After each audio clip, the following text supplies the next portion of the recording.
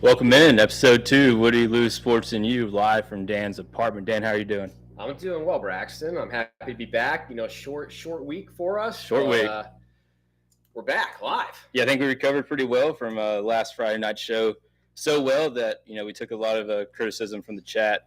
And instead of ousting the people in the chat, we decided to hire one as a producer. So we got Colin over here to our left, kind of running the soundboard production angle. So if anything goes wrong, if we go black tonight, that's on Colin, but we're happy to have him here. It's Colin's fault.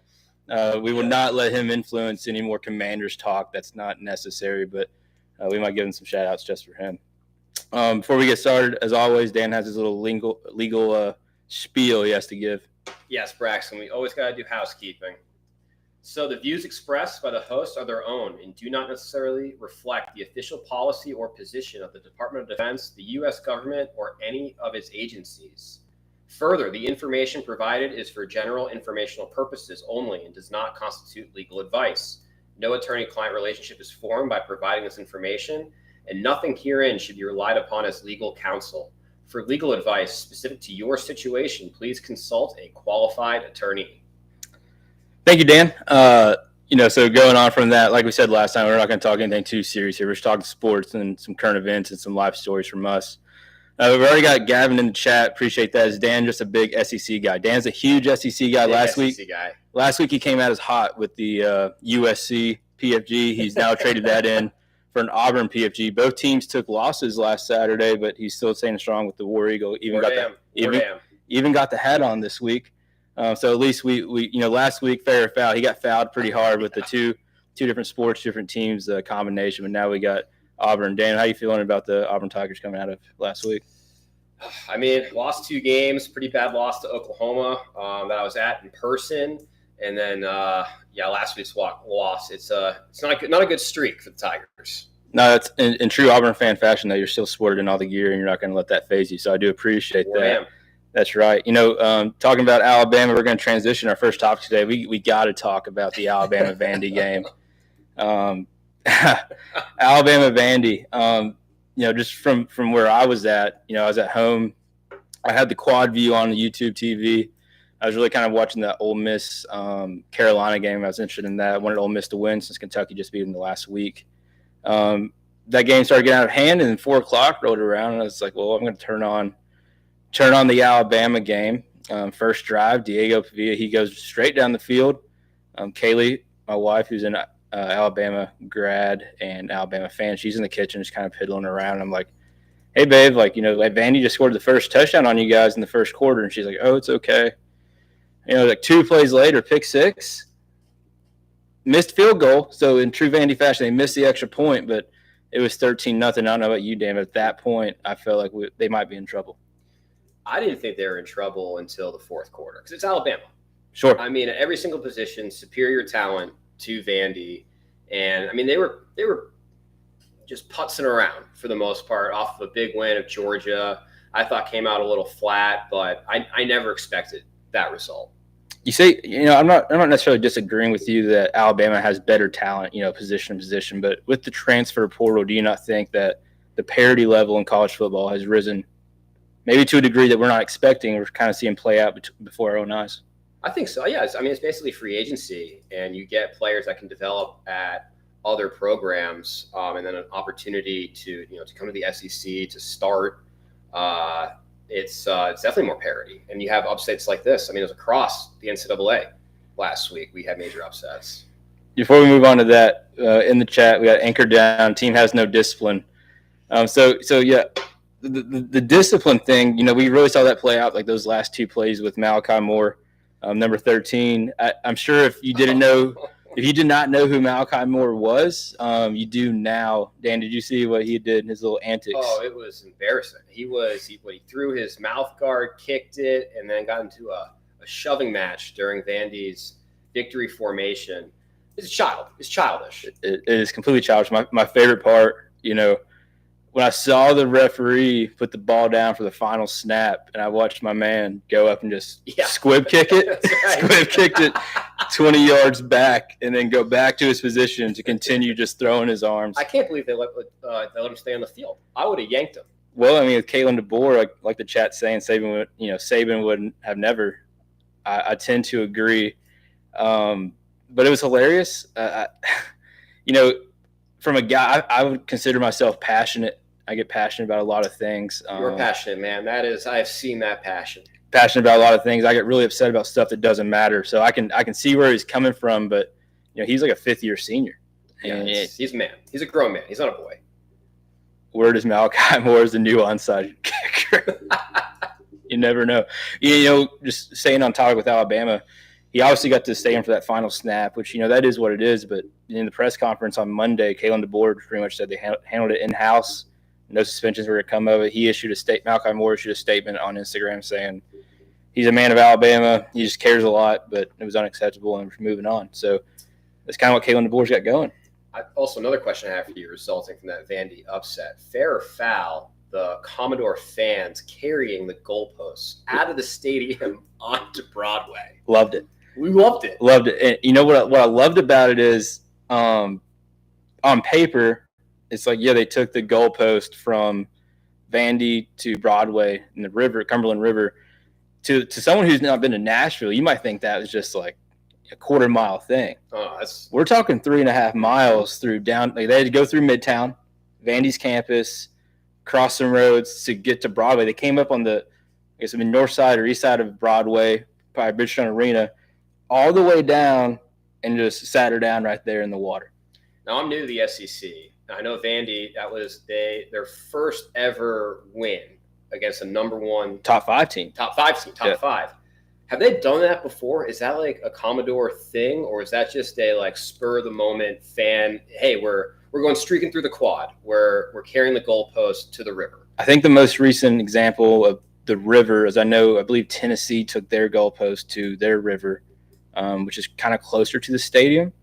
But with the students, that's just a level of commitment that I appreciate.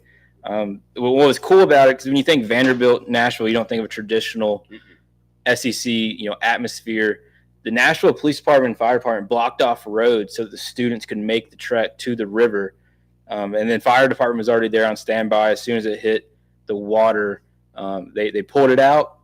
They're chopping it up now. Now they're selling it for donations to NIL, which I think is a pretty good money grab. I like that. Prices were crazy. It started at like $40.35 because that was the final score. Vandy 40, Alabama 35, and it goes from there. I think the highest one was around $28,000 because that was their attendance. They sold out. It was 28,400 something. So that's the highest donation. But the best thing about that game for me, being married to an Alabama football fan, is my wife's reaction. You've been kind of teasing this throughout production. I can't wait to hear this. Because kind of like you, I don't think she thought it was real life until there were 6 minutes left. Right. And I was right there. So she finally sits down because we had put the girls down to sleep between the third and fourth quarter, excuse me. She sits down. It's kind of starting to hit her. Okay. And just kind of like she's in the chat right now, she's going, Nick Saban would never. We have no defense, giving up 40 to Vanderbilt. This is coming off the heels of Nick Saban saying nowhere in SEC is easy to play except for Vanderbilt. The game gets over. She cusses Kalen DeBoer, cusses the program. She decides it's time for him. I'm pretty sure she fired him. Okay. She then promptly, without talking to me or saying a word, stands up from the living room, goes to our front door where she has a Alabama wreath of an elephant says "Roll Tide." Great. Promptly pulls that off, walks to the garage, puts it away. No wreath has been hung since. So just matter-of-factly in silence, just shelf the wreath. And I was kind of trying to explain to her, like, I would trade Alabama's success over the random loss in Nashville. Yeah. She disagrees. But I think that's an unforgivable program loss in your wife's mind. Yes, and that's an Alabama fan for you. But I love her so much. That's what happens when C's put on people's chest. I think the captain's thing for Kalen DeBoer was just a low-hanging fruit because you replace Nick Saban. You got to do something that is visible that you changed that made it yours. I think the C's on chest, that makes sense. But, okay, I think that's enough on Alabama. Some other upsets we had Tennessee going into Arkansas and losing. Michigan lost their championship rematch against Washington by 10 points. As we kind of hinted on the NIL, there's a lot of parity across the teams, a lot of coach movement. So college football's fun right now, Yeah. and when you really look at the landscape, there's a lot of possibilities for playoffs. Well, the biggest winner of last week, you know who it was? Who's that? Team that didn't play. Notre Dame Fighting Irish. Talk to me. I mean, their loss to NIU now is not looking as bad when you have these upsets across top 10, top 15. Irish, they went out. I mean, we're getting to that. What the playoff picture is, I think they're in. Would you argue that a loss on the road in the SEC to Vandy or Arkansas, so you're arguing that's a worse loss than a home loss to a MAC school? I'm not saying it's a worse loss. I'm saying that the loss doesn't look as bad. I think it looks pretty bad still. Oh, yes. A Notre Dame home loss to Northern Illinois is not a good loss, especially after they got beat pretty good by, I believe it was Buffalo. They run a great program up there. Yeah, sure. So no, it's in Notre Dame's strength schedule is not good. The Irish, they definitely a down year, which is why we thought they would run the table and be a lock for the playoff. But I think the losses across the top seeded teams this past weekend helps the Irish. Okay. Yeah. I mean, like I said, I think you can be 2 losses right now, and it's not crazy to say that you're still in the hunt for the playoff spot. I'm sure like teams like Missouri, who laid an egg, in Texas A&M, they still have a favorable schedule. But yeah, I think it's still kind of wide open. Gavin says there's still too many undefeated teams. They are all bad losses at this point. Like Indiana, isn't Indiana still undefeated? Yeah, did 5-0 for the first time since like 30. Right, and they got a good new head coach in there who's really taking it to him. So that leads us to who's in. Like, who's in from the major conferences, and then I guess the group of 5 as they used to be called. So when I look at the SEC, I think it'd be naive not to just go ahead and still assume Georgia, Alabama. Mm-hmm. They got to be in. I think after Georgia and Alabama, it's going to be a combination of Missouri, Ole Miss. Again, Texas. That's what it was. Texas, Georgia, Alabama, I think are your 3 locks. And then I can see a scenario where you get a combination of Alabama or Ole Miss, Missouri. Ole Miss and Missouri. What's that, 5? They'll probably end up only taking one of those 2. I think 4. 4. I think 4 from the SEC. I think that's right. Yeah. When we're looking from the Big 12, I believe Iowa State right now is a top team in the Big 12 if the season were to end today. The Big 12. Let's hear it. Let's hear it, Braxton. I feel like I really pride myself on being a very knowledgeable person. And as I sit here right now, I did no show prep on the Big 12.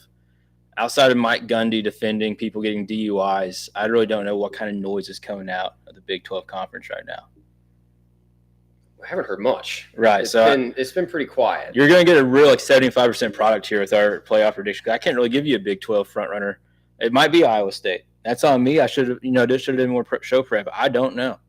Yeah, I believe if the season ended today, they would be the team. I've been too wrapped up in just how poor the ACC has been playing. Okay, let's hear it. So who's in from the ACC? I wish no one could get in. Miami's going to end up getting in, but I don't think any of them should get in. Miami, they went to Cal. They were down.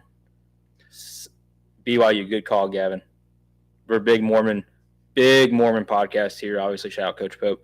But looking at the Miami Cal game, they should have lost that. Yes. Cam Ward looked like the Cam Ward of old at Wazoo.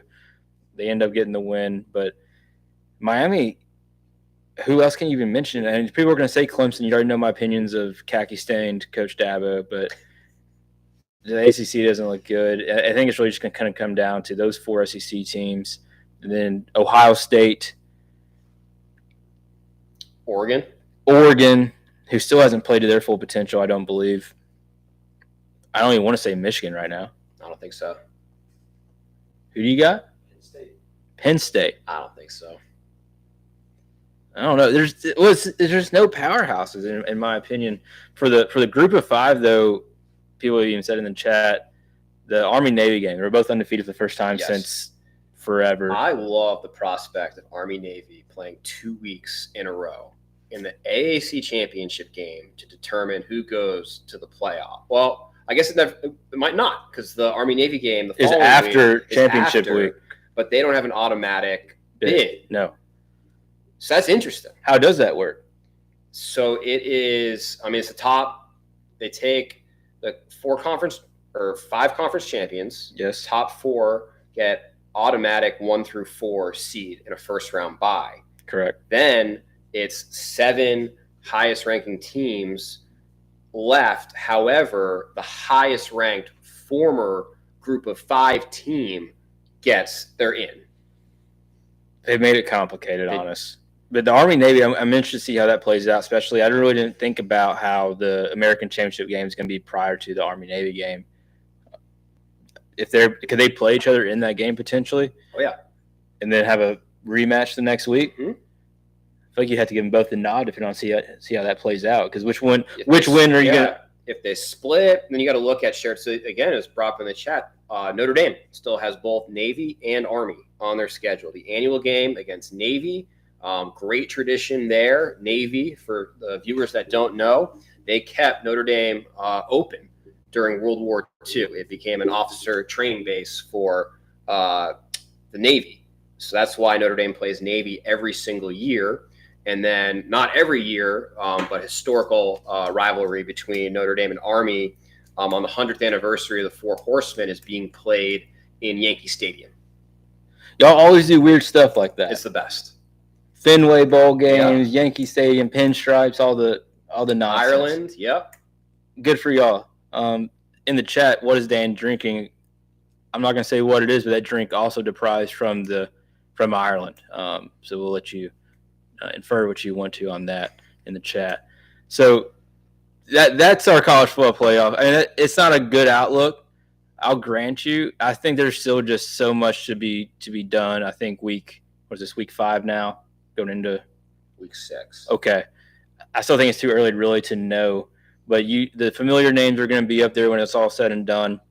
And I think we might see a service academy hit the group of 5. I would love that. We have a service academy in the first round of the playoff. You got to love it. As long as it's Army.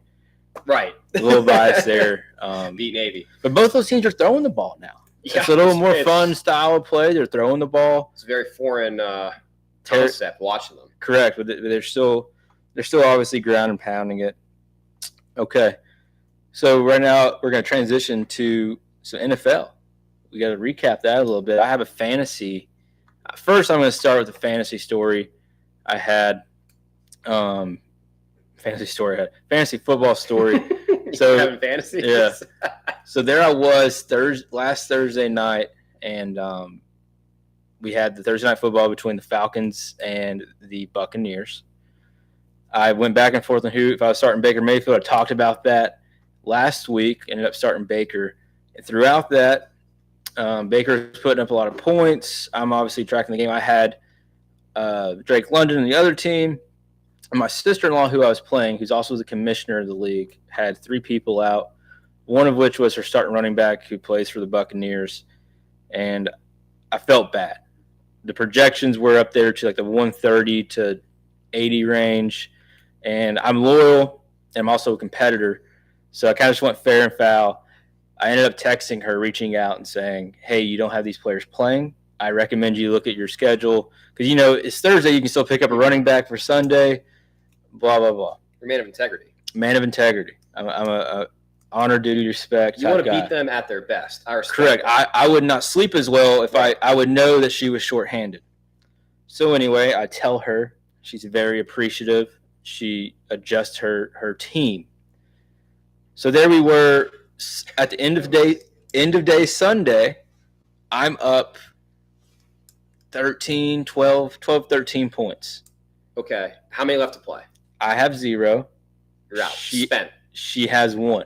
Monday night. Okay. Travis Kelce. Taylor was in Arrowhead. Travis Kelce, who had more yards and receptions in the first half of that game than he had for the whole season to that point. Travis Kelce. Needless to say, it's because Taylor was there. I ended up falling asleep around the third quarter of that game. I said, I'm going to turn the phone off. I'm going to see what the score of the fantasy is. And she ends up beating me by 0.62 points. I don't think I've ever seen a slimmer margin of victory in fantasy football. 0.62 precisely. And the best part about it is she was so nice to text me today and say, hey, I really appreciate you reminding me to play my players' handshake emoji, which really I appreciated so much. How deep that cut you? Bad. So much so that I think I need to fire myself as the manager of both my fantasy teams. I'm on a 0-6 skid over the last 3 weeks. Speaking of coaches getting fired, it's going to lead us right into our biggest talk in the NFL is Robert Saleh. He's out. Is that the quickest as far as into a season firing, at least in recent? Well, I can think of one. Urban Meyer was fired by the Jaguars, but I don't think it was week 5. No, so in recent history, he's tied with Matt Rule in Carolina. Did Matt Rule only get one season? Are you saying that was his second season? Well, I know when Matt Rule got fired from Carolina, he was 1-4. Okay, so it was week 5. Yeah, so this was the same as Robert Saleh. Robert Saleh was 2-3. Matt Rule is 1-4, who's now doing things in Nebraska. He's doing pretty good out in Lincoln. They got the speaking of the Chiefs, they have that Patrick Mahomes lookalike freshman at quarterback who irks me and is probably the cringiest person I know. But yeah, so Robert Saleh, he's out. He had a 20-36 record overall through 3 seasons and some change. Thought he was a good defensive coach. I don't know about you, but I think the writing was on the wall that when you have a superstar like Aaron Rodgers at the helm and you see the videos of after the touchdown, Robert Saleh is trying to give him the hug and Aaron Rodgers backs him off, you know his time was probably numbered, especially being 2-3 as they're a team that's poised to win now. Correct. I think it's a small window for the Jets with Aaron Rodgers behind center. So you're saying that Aaron Rodgers is making personnel decisions at all levels of the Jets organization? Well, he went on ESPN and said he's not, and that's laughable. Come on. If you get on Twitter, and I'm pretty deep in the sports Twitter world, really there's 2 opinions on why he got fired. It's Aaron Rodgers, or it's because he wore a Palestinian flag on his – or not Palestine, Lebanon flag on his sweatshirt. He wore the Lebanese flag, I think, all of last year during the Heritage thing. I don't think it's that. That's probably just a low-hanging fruit for another agenda. I think, for my opinion, they're 2-3. They're supposed to be winning now with Aaron Rodgers. One of their wins was a win that should have been almost a loss, you could argue, against the Titans. And they beat the worst team in the NFL and the Patriots. So that's 1-2. So what have they done? They very well could be 0-5 right now. Yeah. Breece Hall, what's he had over the last 2 weeks? 36 rushing yards. They're just not getting it going, and he's out. Yeah, what I read too was it was Saleh made a decision to take play calling away from the offensive coordinator after the game, and I can see your point after the game in London against the Vikings. Correct. Okay, and that not vibing with Aaron, and I think he's got the ear of ownership, like you said. So that was probably the nail in Robert Saleh's coffin. And I think when you taking the play calling away from the offensive coordinator, and they had the story about how he told Aaron Rodgers he didn't want his cadence, so the cadence was too difficult, it was causing the false starts. Aaron Rodgers says hold them accountable. So it goes from there. We've got a question in the chat. This is from Tony Rizzo in Weymouth. Who did the Jets replace Saleh with when they move on from the interim next year, and who should even want that job? It's a good question from Tony in Weymouth. I got a name. Mike Vrabel. Mike Vrabel. Mike Vrabel. He was a good coach at Tennessee. He's a defensive coach. He's a player's coach. Obviously, really never heard anything that a player didn't like. Mike Vrabel, obviously, his time in New England. 3-time Super Bowl champion, Mike Vrabel. He did things for the Titans that the Titans have really never done, especially not in a long time, with resurrected Ryan Tannehill. Obviously, they had Derrick Henry. Really no offensive weapons. They had A.J. Brown. He's a weapon, but you get what I'm saying. Absolutely, yeah. He took the Titans to that. I think he kind of got dealt a weird hand when they drafted Will and how he had to do that with Tannehill getting hurt, and we got rid of AJ for Traylon Burks. But that is a name, I think, to watch out for. Does he want the job? Yeah. I mean, you got to think he got fired, and instead of just going home, he's like an assistant for the Browns right now. Okay. He's not even – I don't know what his official – he's like an assistant coach. I don't even know if he has an official. He's not the linebacker. Like a special assistant. He's just on the staff. So I think he'd learn. I mean, go to New York. I mean, he's proven to be a head coach, and he can coach in this league. I think that's a great name.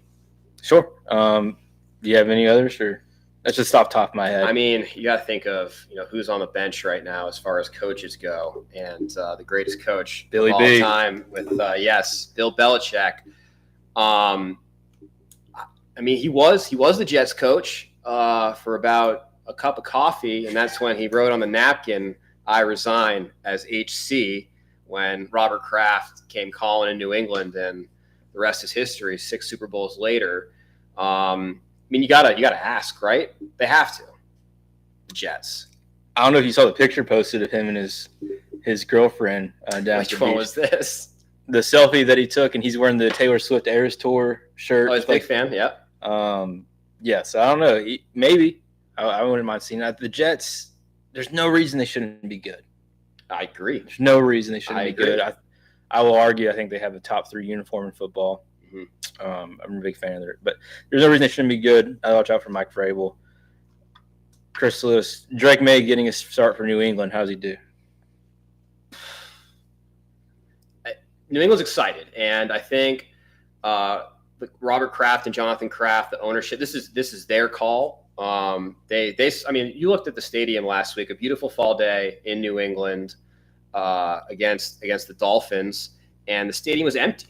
There was no one there, and he's a businessman. It's all about making money, and you're not making money when you don't have butts in the seats. Selling beer, selling hot dogs. So I think this is a play to generate some excitement and to get some ticket holders into the seats. He's got to play at some point, and right. I mean, the only way to get better is to get reps in the NFL. But God, that line scares me. Are you getting better when you're running for your life? Are you really playing when you get the ball and you're running for your life? That's what makes me so nervous is this offensive line, and it stresses me out. I just don't understand, Dan, if you come into the season knowing that Drake May's not going to be the starter. We're going to let him develop under a veteran. It is what it is. Why now is it the trigger of why does, I guess, the threshold of making that change just change in the middle of the season? Why not fully commit to that, take the record that you get? Because, at this point, y'all are probably vying for a 7 to 14 draft pick, maybe. Just see what that is, get another weapon, and then let Drake May do it next year. I agree. I agree. Because do they want Drake May to go in and get reps, or do they want Drake May to go in and win football games? Okay, let's say he goes in and wins football games with this horrid line, and now you mess around and you're getting the 20th draft pick, but then now he's banged up. He took all these hits. I don't understand it. Just last week on the show, I was praising New England on the way they were handling the Drake May situation. We did. And now I look stupid. And I think it's a completely different story. If I'm blanking, he was their number 1 receiver pick this year. The Patriots. I can't remember his name. But that's a game-winning touchdown pass from Kobe Brissett. And you want to look him up? No, you're good. I was trying to. You're good. And I think they win that game, and Jacoby Brissett he's still the starting quarterback for the England Patriots. I don't understand it, but here we are. And just to clarify, Urban Meyer finished at 2-11 before he got fired. So he made it longer than we both thought. I did not realize he made it that long. 2-11. Wow. So he had 4 games left in the season. There was a lot of other stuff going on. You remember him at the bar with that young lady? Oh, yeah. Pretty compromising position for Urban. Just to then parlay that into a job with – he does the FS1 Big Noon Kickoff now. Yep. I think he guest spots on that every week. So it worked out for him. And thankfully, producer Colin already adding value to our show here. Earning that check. Jalin Polk is the Patriots wide receiver. Very excited for him. Rookie mistake. Not getting that foot down. Use that A platinum. No, we don't endorse any Era Tour tickets on this podcast. We're not a Taylor Swift podcast. So do not solicit in the chat, please. looking on to week 6, where do we go from here? Any games really pop out for you, Dan, when you're looking at this slate coming up? Yeah, let's pull up the slate right now. I have a very Thursday night football, very intriguing for me in the fantasy world. 1 o'clock game that is going to be must watch for me is Commanders Ravens. Jaden Daniels, Lamar Jackson. That's going to be an exciting matchup in Baltimore. Really? You disagree? When does the hype go away? Is Jaden Daniels?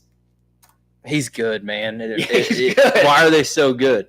And they were not supposed to be good. That line was supposed to be like on par with the Patriots as one of the worst offensive lines in the league. Why is he so good? He's like 29 because he was in college forever. That's true. We should get a age check, but he's like 24, 25.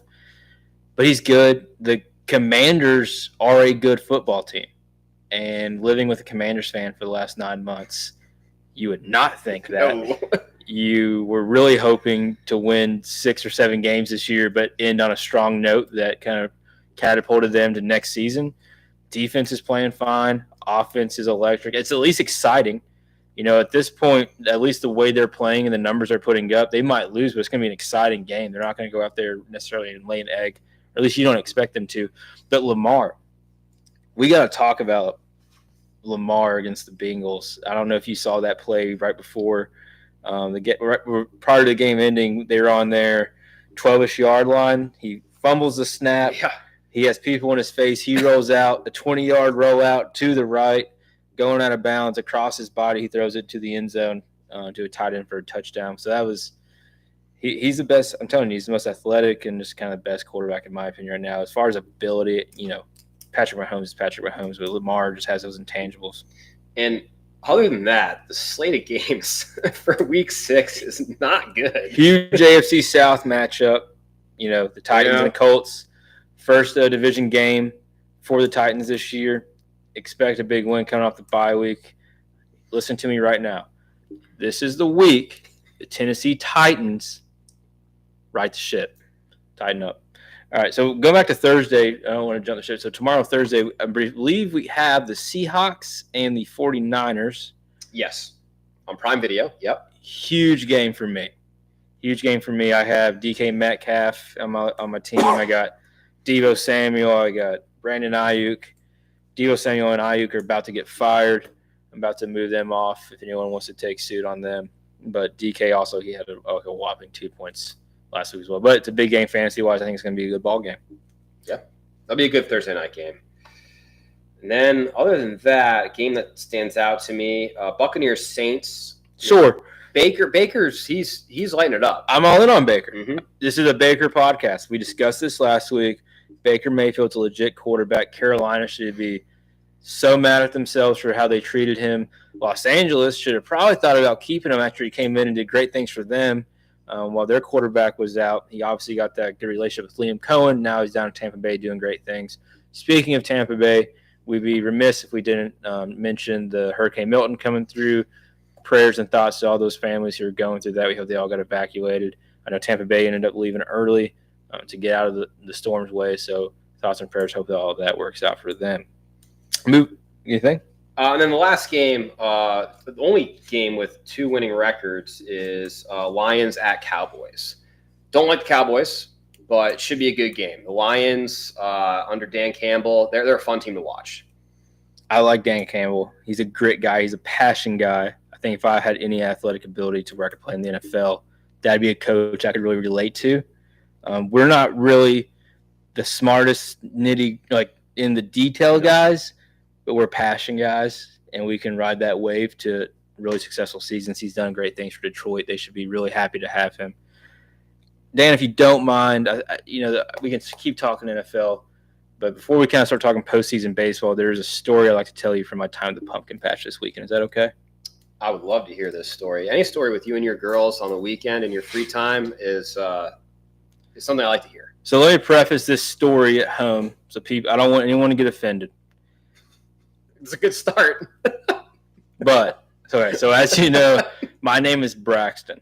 The name Braxton has come under heat on Instagram and memes lately for you'll see the meme that has like the typical Midwestern or Southern white family decides to name their kids. This is like the male equivalent of a Karen. Well, no, like now, like the name Braxton and Mac Kaylee spelled all weird. You know, all the names that get like that's the new hotness, and Braxton's kind of got thrown in there, I think unjustly, but just you're a little biased. I'm just prefacing that I have a name yes that can be misconstrued as like not it gets made fun of. I have 2 daughters with very gender neutral names, yes, so I'm not blasting anyone what they name their children. You're making me nervous now. Do we need another disclaimer? But there we were. Okay. We're at the pumpkin patch. I'm not going to say which one because no free ads on the show. We're there. We're down at the pumpkin patch. There's a little farm type deal. They had some animals. They had some chickens, some sheep, and they had this big pig that one of my daughters was really into. So we're down there. She's looking at the pig for the 3rd time. And I'm standing there with her other daughter, and I keep hearing, "Come on, Prax! Come on, Prax! Come on, Prax!" What are you saying? So I thought I was hearing "Come on, Brax." B with a B. Yes, short for Braxton. Yes. So I'm looking. I see a little boy. I'm like, "Oh, that's awesome! Another Braxton in the world." She keeps saying it though, and I'm starting to hear the B kind of morph into a P. That's what I heard. Come on, Prax! Come on, Prax! So I know people named Paxton. Sure. Paxton's a name. Yes. So anyway, they're saying it, and I'm like, when you think someone's saying your name, you keep looking. So I was very intrigued. Praxton in the chat. Yeah. So I thought maybe it was Praxton. It was not. When I tell you I was as close to this family as I am to Dan right now, his name was Praxis. Excuse me? Praxis. How do you spell that? Don't know how you spell it. It's the same name of the test that teachers have to take before they become certified school teachers. You have to take the Praxis exam. Right.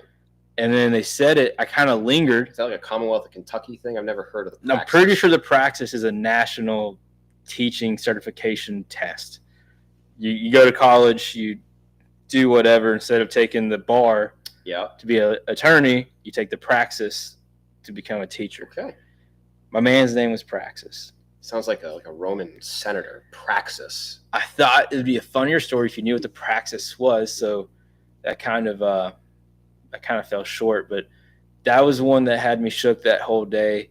The rest of that day, shook you. Yeah. I had to go from seeing the pig, seeing Praxis to where the pumpkins were. It was time to pay the man. Pumpkins aren't cheap. How much the pumpkin? How many pumpkins are we talking about? I think we walked out of there with 6 pumpkins. So maybe 6 5, pumpkins. 5 or 6. What sizes? They range from small to, I think, normal, which was like it could be a large. Pumpkin. Correct. But Kaylee had to get the ones that are like the white circular ones, and then like the blue that they have to stack, but the colors they're already jacked up colors that they have to match. $58 for those pumpkins. 6 pumpkins, $58. Yes, that sounds about right to me. I thought it was high. Okay.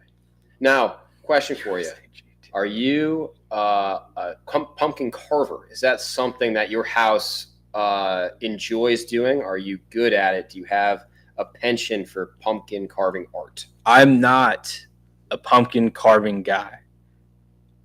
My wife informed me that when the girls get older, we would, in fact, be a pumpkin carving family. With them being so young, we're currently a pumpkin painting family. Oh, I like that. Yes.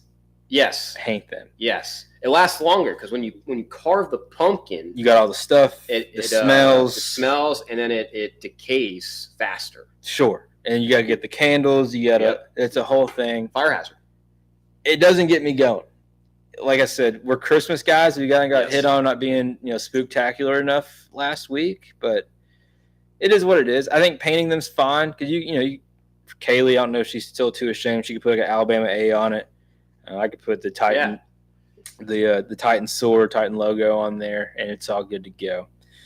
So that was my story. I appreciate that. Did you have anything from this weekend worth noting? No. Well, this is a pretty low key weekend. Coming back from Auburn, Wardam, their terrible loss to Oklahoma. But no, this weekend was actually prepping for my 10 days of leave that I'm going on starting Friday. Where are you going?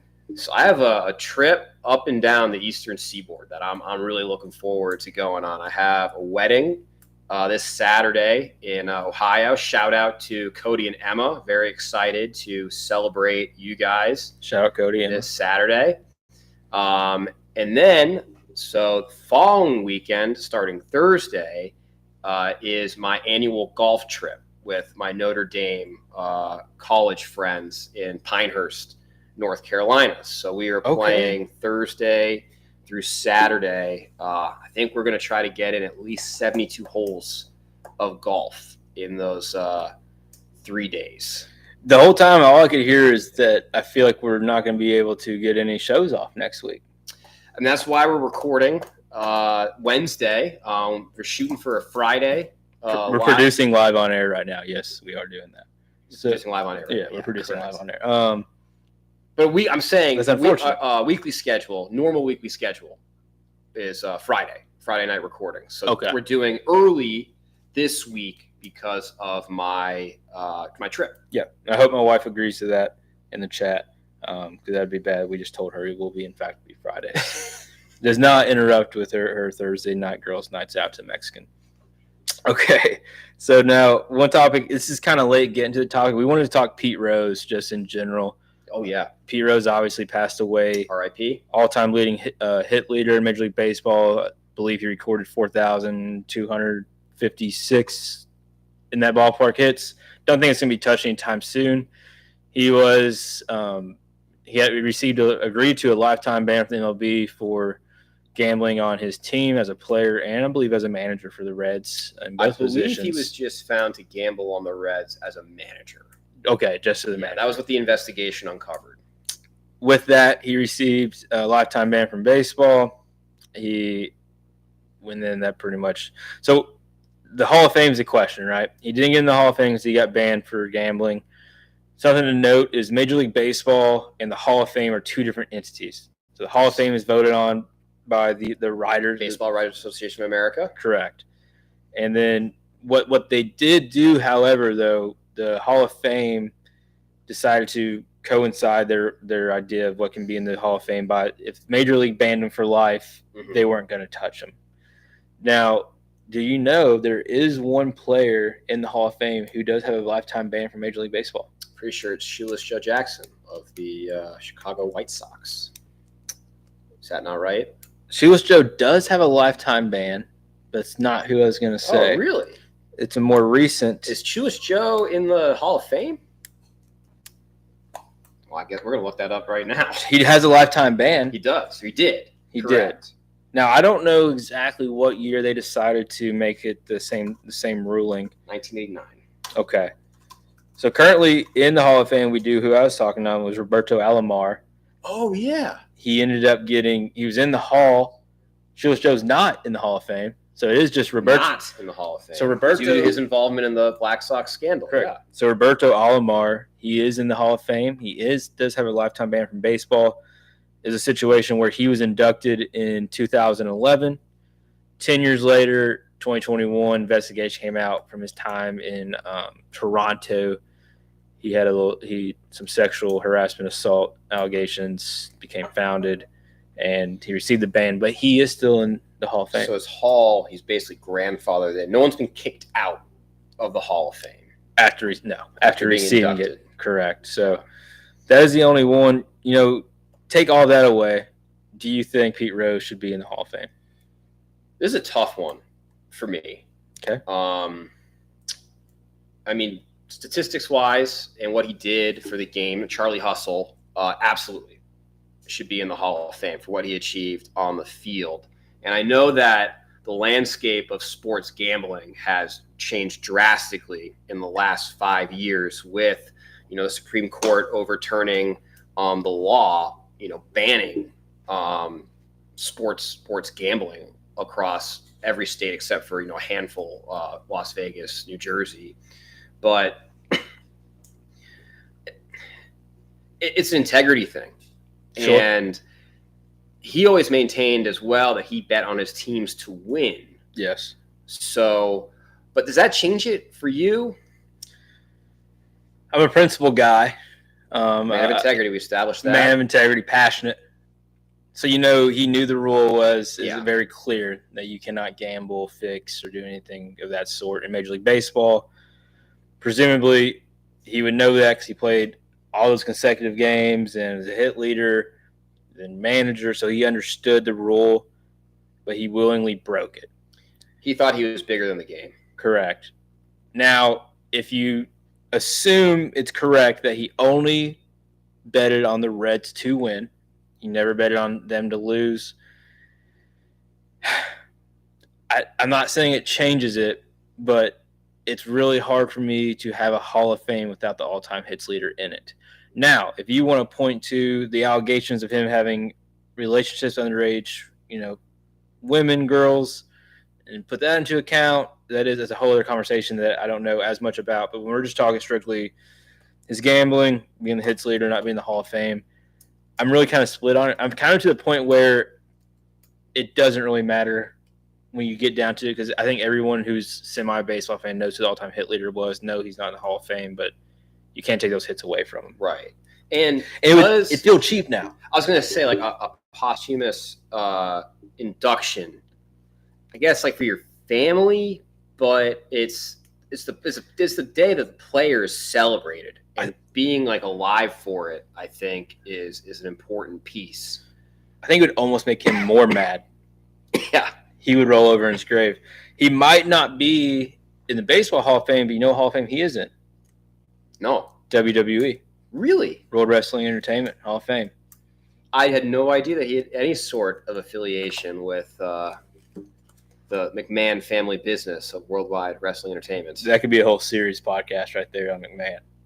Shout out Vince McMahon. Sticking on the topic of baseball, just before we went live, kind of when we went live, the Mets just clinched their slot into the NLCS. They beat the Phillies. As a Braves fan, I wish both those teams could have lost. And, yeah, I can't hate them both. I don't know who I hate more. Probably the Phillies. I think it goes Phillies, Mets for me. Anyway, Mets clinched series 3-1. All four teams are playing tonight. Currently, we got San Diego and Los Angeles and the Dodgers playing. I look over here to the score. I believe it was 1-0 in favor of the Dodgers. The Padres could clinch with a win. They're leading that series 2-1. We saw Detroit beat Cleveland today. They went up 2-1, and then Kansas City and the Yankees are still playing, and they were split at 1-1. Dan, what's your kind of outlook on postseason baseball right now? To be honest, it crept up real fast. This division series, and as deep as these 5-game series are, I mean, it's the Red Sox. They were out of it a while ago. I know statistically they made it to about the last week of the season, but we knew probably back in early August the Red Sox were not making it to the postseason. So is anyone watching the MLB postseason? It's a good question. I haven't been. It's a good question. Hand up. I love hand up accountability. And where I'm at with postseason baseball, so kind of like you, as a Braves fan, we were in it to the very last game. We made it to the wild card. Laid that egg. It is what it is. And I'm kind of a bad fan in the sense of when something starts, I'm all in. We were watching minor league games. I bought the single game package just on MLB just to watch the Paul Tuckett, whoever's play. Exactly. I want to get real into baseball again, like down on the farm with Worcester Red Sox, Portland Sea Dogs. Of course, Trevor Story got hurt in the second game. That one really hurt the Red Sox outlook after I paid that money. But the Braves were constantly hurt, and then you throw that on top of the fact that Diamond Sports and Bally and all that stuff. I had Xfinity Comcast. I couldn't watch the Braves because Diamond and Comcast were in this big dispute, even though Comcast sponsored the post-game show of the Braves, which really threw me for a loop. There were many hours in Poland spent of Braxton just dragging Bally Sports through the mud. I'll take really any sports media job. I'd probably work for you, Bally, if you did want me, but we'd have to talk about it. But yeah, so anyway, I couldn't watch them. I had 680 The Fan. I'd listen to the radio. But then I remember the day that football was kind of here. Yes. I watched Hard Knocks. I'm getting the tight preseason. It's The looking combo good. NFL college. I pulled the trigger on canceling Comcast TV, Yep. getting YouTube TV to get the NFL Sunday ticket. I kid you not. YouTube TV and Sunday ticket takes my money. Yes. I canceled Comcast. I get an email saying, congratulations, Bally is back on No, it doesn't. Xfinity. No, it didn't. Same day. It is what it is. I still continue to follow through radio primarily, but getting to the postseason, getting back to the postseason, I see in the comments, Ohtani. Yes, great for Ohtani. You have a world-class athlete and all-time baseball player sitting there for the Angels, not getting to do anything. Still sorry for Mike Trout going through the same experience. I would love for Ohtani to get to do it. I'm trying to look over here. It's still 1-0. I'd love for Ohtani to get the opportunity. I kind of don't love the Dodgers because it's the Dodgers, and we've had some beef with them. As a Braves fan, we got Freddie over there. No ill will towards him necessarily. It'd be great for Ohtani.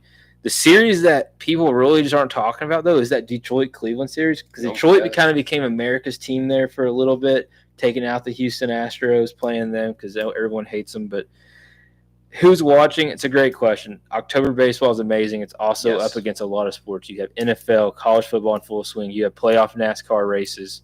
You got it all going on. NHL just started last night.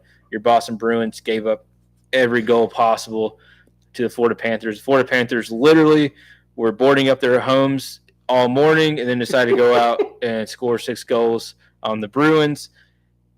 That is what it is. But yeah, I think people will watch. I think when the NLCS and ALCS starts, that's when people get into it. I think the championship series what moves the needle. You get to the 7-game series. Yeah. But we have it on right now, and it's playoff. Every pitch matters, and it's been pretty electric baseball for what I've tuned in for, which has not been much. But I want you to give me. This is a bold take because the Dodgers are down, but I would love to see a Tigers World Series. Yes. And then give me the Tigers. Tigers to win. I'd love to see it. Wouldn't you? As a fan of, that's American. I'm a National League guy. I would love to see that. No opinion on it. Sure. Okay. I would like to see it. I'm trying to think who I would like to see of the teams remaining. I like the Padres. I hate the Padres. They got Xander Bogaerts, former Red Sox player. I'd like a little bit of a smaller market team. If they could beat the big bad Dodgers, I'm gonna put my weight behind the Padres. Okay, like I said, they're leading the series 2-1. Padres-Yankees series. I would like to see that. A little rematch of the 1998 World Series with Tony Gwynn. Padres-Yankees. That's who I want. Fair or foul being a Red Sox fan and wanting your biggest rival in the World Series? To lose. So you want them to make it to the World Series and then lose the World Correct. Series? You would like that more? Yes, I want to see that matchup. I would never want to see – I never want to see the Mets or Phillies or anyone like that in the World Series, even if they get swept. Because they still made it to the World Series, right? No one remembers who came in second in the World Series. I remember when Louisville went to the national championship and won in 2013. Because you have like a psychopathy for Louisville. Because I care. I'm a fan. So I'm a fan, you would argue. Yeah, you're a fan. Okay. So that's postseason baseball. Quick recap of NHL last night if you didn't catch it. Panthers beat the Bruins 6-4. Blues went in to Seattle and beat the Kraken 3-2. And then Blackhawks, the Utah hockey team. I love it. Yeah. Come in. They bust them up 5-2. Welcome to the NHL. Welcome to the NHL. I'm a big fan of the insert city or state sport team. I at first hated the transition from the Redskins to the Washington football team. That's a hot take. But honestly, like Washington football team, it's kind of cool. It's different. Yeah. It's classic. Because when you look over like in Europe, a lot of the soccer clubs, It's whatever.